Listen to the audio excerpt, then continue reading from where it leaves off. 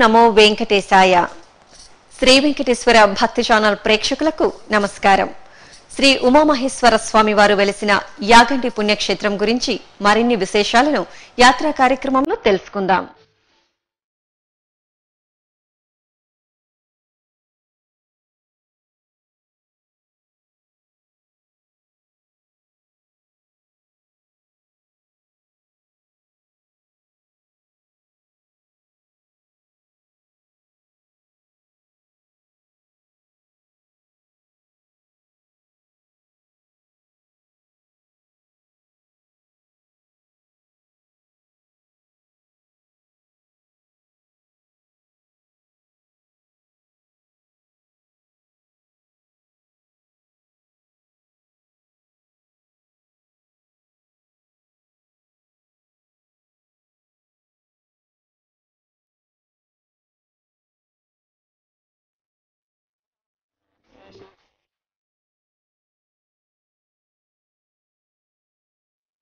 యాగంటి క్షేత్రంలో వెలిసినటువంటి ఉమామహేశ్వర స్వామి అలాగే బసవయ్య ఇక్కడ స్వయంభూగా వెలిసారని ప్రతీతి.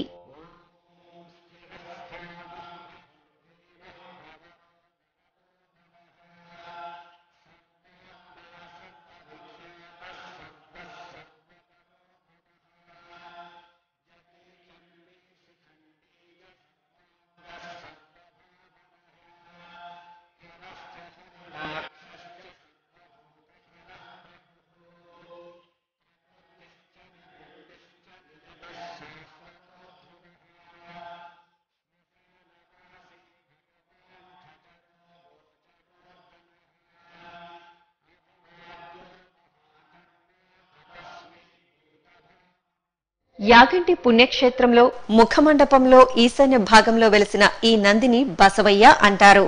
యాగంటి బసవయ్య ఈ ఆలయం కట్టించినప్పుడు 4 స్తంభాల మధ్యలో ప్రదక్షిణ చేయడానికి వీలుగా వెలిసి ఉన్నారని ప్రతీతి. అయితే అంతకంతకు పెరగడం ఈ నందీశ్వరుని లక్షణమట. ఒకప్పుడు ప్రదక్షిణ చేసేందుకు వీలుగా ఉన్నటువంటి ఈ నందీశ్వరుడు ఈ రోజు ఇంత ఎత్తులో కనిపిస్తున్నాడు. కాలజ్ఞానంలో వీరబ్రహ్మేంద్ర స్వామి వారు చెప్పినట్లు కలియుగాంతంలో ఈ నందీశ్వరుడు లేచి నుంచుని రంకెలేస్తాడని ప్రతీతి.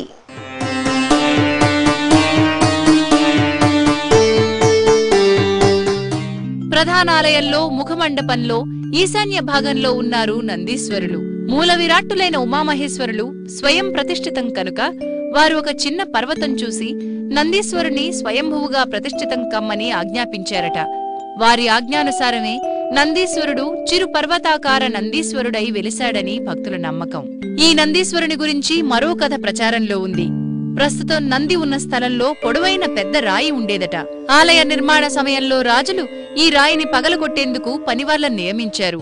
నిర్మాణ పనుల్లో భాగంగా వారొక రోజు ఈ రాయిని పగలగొట్టి వెళ్లారు. మరుసటి రోజున ఆ పనివారు వచ్చి చూసేసరికి పగలగొట్టుబడిన ఆ రాయి యథాప్రకారం అతికించబడి పరిమాణంలో పెరిగి ఉందట.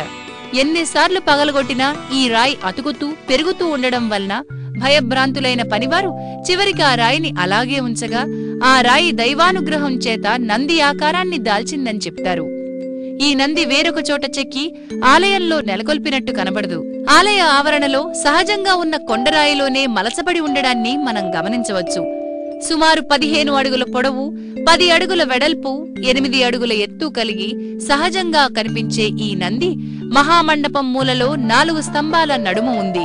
ఈ నందికి 80-90 సంవత్సరాల క్రితం వరకు కూడా స్తంభాల మధ్యలో తిరుగుతూ ప్రదక్షిణలు చేసేందుకు భక్తులకి వీలుగా ఖాళీ స్థలం ఉండేదట. కాని ప్రస్తుతం ఈ నంది మహామండప స్తంభాలని ఆనుకుని ఉన్న కారణంగా నంది చుట్టూ తిరిగేందుకు ఏమాత్రం అవకాశం లేదు. దీన్ని బట్టి ఈ నంది పెరుగుతూ ఉందని స్పష్టంగా తెలుస్తోంది. ఈ నందీశ్వరుని గురించి శ్రీమద్విరాట్ పోతులూరి వీరబ్రహ్మేంద్ర స్వాముల వారు యాగంటి బసవన్న కలియుగాంతము వరకు అంతకంతకు పెరిగి నేను వీరభోగ వసంతరాయలుగా వచ్చినప్పుడు రంకెవేయునని చెప్పి ఉన్నారు. ఈ నందీశ్వరుడు చిరు పర్వతాకారుడై నిజంగా వృషభం పరుండినట్టుగా చూపరులకి కనిపిస్తోంది. ప్రధానాలయ ముఖమండపాన్ని ఆనుకుని దాని ఎదురుగుండా మహామండపం నిర్మించబడి ఉంది. 28 స్తంభాలతో నిర్మించబడ్డ ఈ మండపంలో మధ్యనున్న 4 స్తంభాలు విశిష్టమైనవి. తక్కిన స్తంభాలు సాధారణ నిర్మాణ శైలిని మాత్రమే కలిగి ఉంటే మధ్యగల 4 స్తంభాలు మాత్రం ఎంతో శిల్ప సంపదతో అలరారుతున్నాయి. నందిని అధిరోహించిన పరమేశ్వరుడు, ఉమామహేశ్వరులు, శ్రీరాముని యాగ సంరక్షణ, తాటకి సంహారం మొదలైన శిల్పాలు ఈ స్తంభాలపై చెక్కబడి ఉన్నాయి. యాగంటి ఉమామహేశ్వర స్వామి వారిని ఇప్పటి వరకు సందర్శించుకున్నాం కదా. ఇప్పుడు ఈ క్షేత్రంలో కొలువై ఉన్నటువంటి శ్రీ వెంకటేశ్వర స్వామి వారిని దర్శించుకుందాం.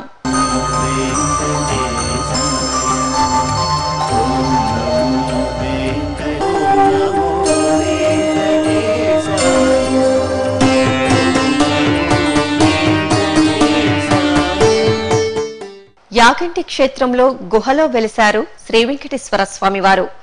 ఈ వెంకటేశ్వర స్వామి వారిని ముఖ్యాలయంలో ప్రతిష్ఠిద్దామని శ్రీ అగస్త్యుల వారు అనుకుంటే స్వామి కాలిగోరు ఛిద్రమైనందున ఆ స్వామిని ఈ గుహలో ప్రతిష్ఠించారని ఒక కథ.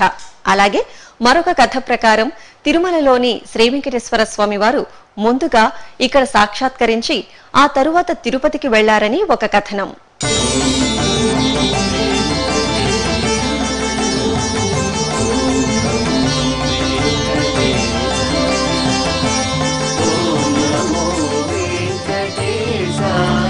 అగస్త్య మహర్షి దక్షిణ భారతదేశంలో పర్యటిస్తున్న సందర్భంలో యాగంటి ప్రాంతానికి వచ్చారు. ఇక్కడ కలియుగ దైవమైన శ్రీ వెంకటేశ్వరుని ప్రతిష్ఠించాలని ఆ మహర్షి సంకల్పించారు. కాని ఆయన కోరిక నెరవేరలేదు. ప్రతిష్ఠించదలిచిన స్వామి విగ్రహం కాలి బొటనవేలి గోరు విరిగిపోయి కనిపించింది.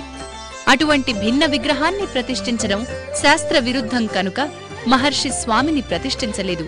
కాని తన సంకల్పం ఈ విధంగా ఎందుకు భగ్నమైందో తెలియక మహర్షి తల్లడిల్లిపోయారు. కారణం తెలుసుకోవాలనే తపనతో ఆ మహర్షి పరమేశ్వరుని కోసం తపస్సు చేశారు.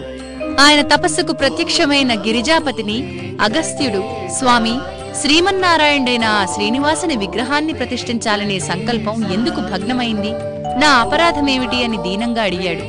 దానికి పరమేశ్వరుడు చిరునవ్వు నవ్వి, మహర్షి, దీనిలో నీ అపరాధమేమీ లేదు.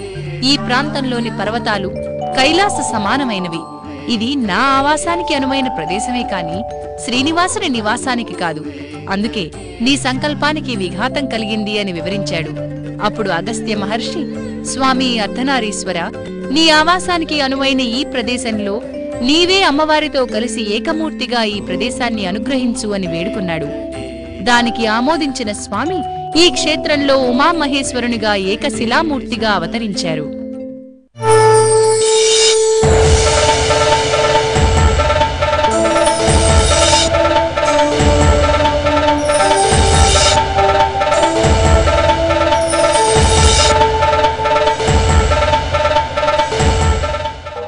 అగస్త్య మహాముని తపస్సు చేసుకున్న ఈ గుహలో ఎందరో మహాత్ములు తపస్సు చేసుకున్నారు. ధ్యానానికి అనువుగా ఉండేటటువంటి ఈ గుహలో అగస్త్య మహాముని ప్రతిష్ఠించిన శంకరుల వారిని మనం దర్శించుకోవచ్చు. ఇదే అగస్త్య గుహ. ఇక్కడే అగస్త్య మహర్షి శివుని కోసం తపస్సునాచరించారు. అగస్త్య మహర్షి వల్లనే లోకంలో శ్రీ లలితా సహస్రనామాలు, శ్రీ లలితా త్రిశతి వంటి మహత్తర శక్తివంతమైన స్తోత్రరత్నాలు ప్రచారంలోకి వచ్చాయి. హయగ్రీవుని ఆశ్రయించిన అగస్త్యునికి హయగ్రీవ స్వామి ఈ స్తోత్రాలని ఉపదేశించారు. అటువంటి మహాముని సంచరించిన ఈ ప్రదేశం ఎంతో పవిత్రమైనది.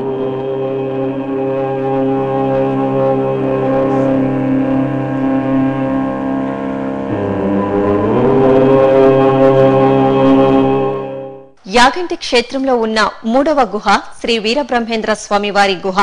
ఇప్పుడు ఆ గుహను దర్శించుకుందాం. విరాట్ పద విఖ్యాతం సిద్ధానంద ప్రదాయకం కాలజ్ఞాన ప్రవక్తారం. ప్రకృతి రమణీయతతో ప్రశాంతమై ధ్యానం చేసుకొనుటకు అనుకూలమైన ప్రదేశం ఇది. మహామహులెందరో ఇక్కడ తపస్సు చేసి మోక్షమును పొందారని ప్రాచీనుల అభిప్రాయం. ఈ గుహలో చాలా పొడవైన సొరంగ మార్గం ఉంది. భజే ఓం నమః శివాయ సిద్ధమైన పదవి ఓంకారమే. ఇక్కడ అగస్త్య మహామునిచే ప్రతిష్ఠించబడిన మరొక మహాలింగం కూడా ఉంది. ఈ మహాలింగాన్ని పూజించిన వారికి అభీష్టాలు నెరవేరుతాయని భక్తుల నమ్మకం. ఈ గుహలోనే శ్రీ పోతులూరి వీరబ్రహ్మం గారు భక్తులకు జ్ఞానోపదేశం కూడా చేశారని ప్రతీతి. త్రికూట భ్రూమధ్యమందున్న వాడెవ్వడు చూడరు. యాగంటి క్షేత్రంలో ఎన్నో పక్షులు కిలకిల రావాలతో కనిపిస్తాయి. అయితే ఈ క్షేత్రంలో కనిపించని ఒకే ఒక పక్షి కాకి మాత్రమే. అందుకు ఒక గాథ ప్రాచుర్యంలో ఉంది. ఇక్కడ అగస్త్య మహర్షి తపస్సు చేసుకునే సమయంలో కాకులు ఆయనకు తపోభంగం కలిగించాయట. అందుకు ఆయన వాటికి శాపమిచ్చి ఈ ప్రాంతంలో వాటిని ఎక్కడా కనిపించవద్దు అని శాపమిచ్చి పంపించి వేశారట. అందుకే ఈ ప్రాంతానికి కాకులు రావు అని భక్తుల నమ్మకం. దివ్య క్షేత్రమై అనేక మహిమలతో అలరారుతున్న ఈ యాగంటి క్షేత్రంలో శనీశ్వరుని వాహనమైన కాకికి ప్రవేశం లేకపోవుట ఒక వింత. శనీశ్వరుని వాహనం కాకి అయినందున ఈ ప్రాంతానికి శనీశ్వరుడు రాడు అని భక్తుల నమ్మకం. అందుకే ఇక్కడికి వస్తే శని దోషాలన్నీ పోతాయని భక్తుల నమ్మకం.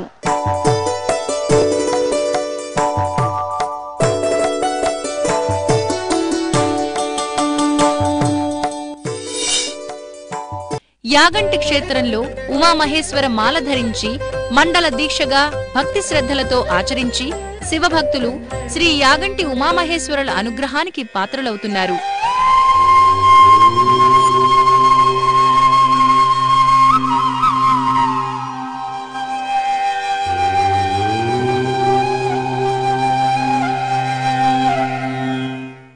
యాగంటి పుణ్యక్షేత్రం 8వ శతాబ్దం 9వ శతాబ్దాల్లో నిర్మించబడిందని శాసనాలు తెలియజేస్తున్నాయి.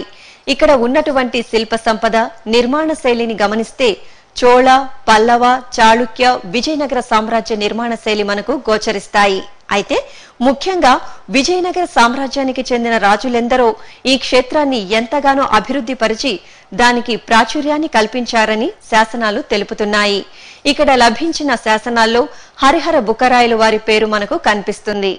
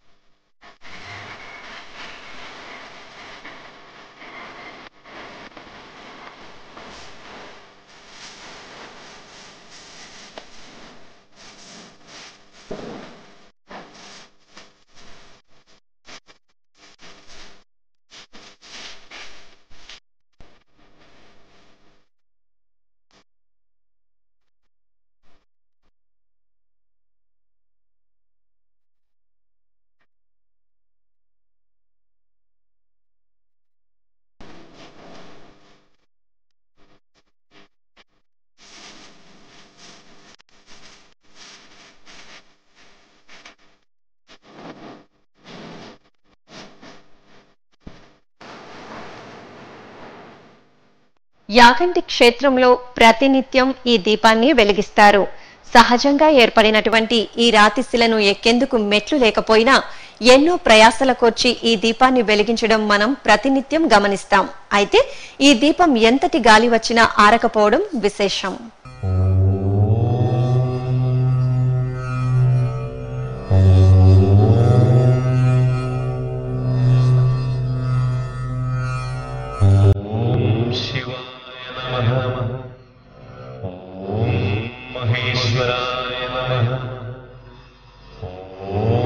शंभवे नमः।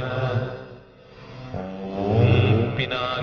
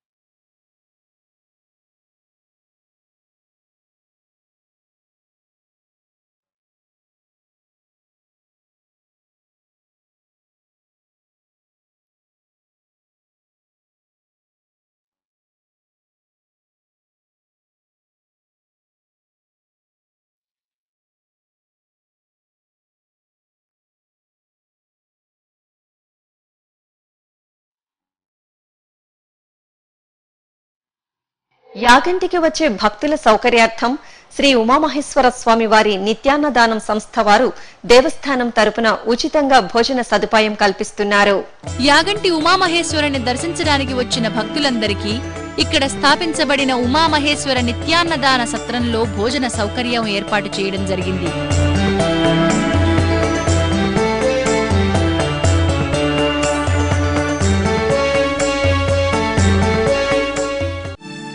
అలాగే యాగంటి క్షేత్రంలో యాత్రికుల వసతి కోసం శ్రీ ఉమామహేశ్వర నిత్యాన్నదాన సంస్థ వారిచే విశ్రాంతి గదులతో పాటు పర్యాటక శాఖ వారి విశ్రాంతి గదులు కూడా ఏర్పాటు చేయడమైంది.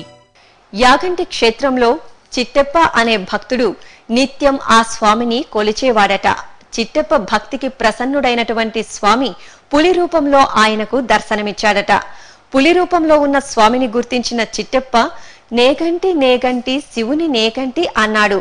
ఆ నేగంటి కాస్త కాలక్రమేణా యాగంటిగా మారి అదే పేరు స్థిరపడిపోయిందని భక్తుల నమ్మకం.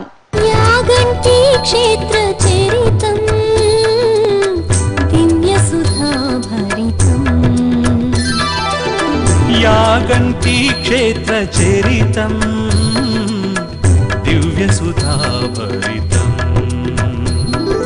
పుణ్యదర్శనం పాపనాశనం ముక్తి మార్గము మోక్ష ద్వారము పావనము పరమ పద సోపానం.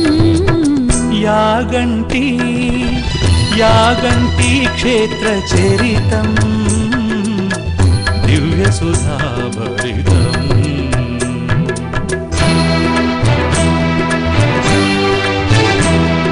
ఆది దంపతులు ఏకశిలలో స్వయంభూ విలసితమై శివ పార్వతులై ఈ క్షేత్రంలో స్వయంగా వెలుగుంది. అగస్తేశ్వరుడు ఘోర తపస్సుతో పొందిన వరమే ఈ పీఠం. మా మహేశులు భక్తుల కొరకై అవతరించినది ఈ నిలయం. కలియుగ కైలాసమే ఈ క్షేత్రం. యాగంటి క్షేత్రానికి సమీపంలోనే ఉంది బనగానపల్లిలోని శ్రీ వీరబ్రహ్మేంద్ర స్వామి వారి మఠం.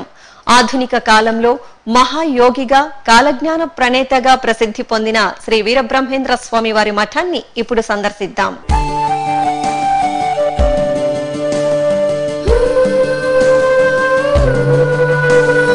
ఇది శ్రీ బ్రహ్మంగారి మఠం.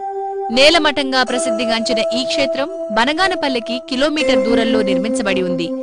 ఈ దేవాలయాన్ని గరిమిరెడ్డి అచ్చమాంబ దంపతులు నిర్మించారు.